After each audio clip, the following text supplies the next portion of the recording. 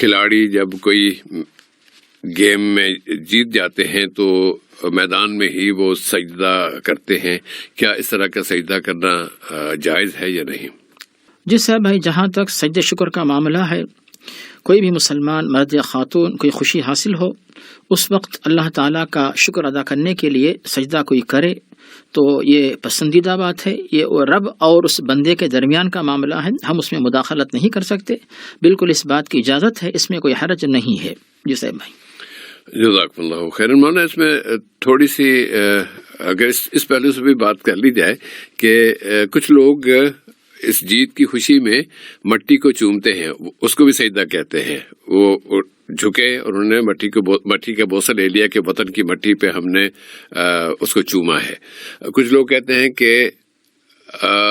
ہمیں اللہ تعالیٰ نے ایک خوشی عطا فرمائی ہے اور اس خوشی کے موقع پر ہم جیسی ہی خوشی کی اطلاع ملی یا ہمیں پتہ چلا یا ہمیں کامیابی نصیب ہوئی، فوراً ہم سجدے میں گر گئے۔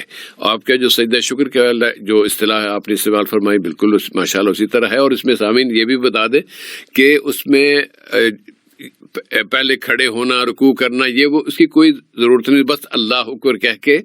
سجدے میں جاتے ہیں اور اللہ اکبر کہہ کے سجدے سے اٹھ جاتے ہیں، اس کا شکر ادا کرتے ہیں اللہ تعالیٰ کا کہ اس نے ایک خوشی عطا فرمائی، چاہے وہ کامیابی کی خوشی میں ہو، چاہے وہ امتحان میں کامیابی ملی ہو، چاہے اولاد کی کوئی بچہ پیدا ہوا ہے، بیٹا ہوا ہے، کوئی بھی خوشی ملی ہے تو اس خوشی میں جو سجدہ شکر ادا کیا جاتا ہے اس کا طریقہ یہ ہے۔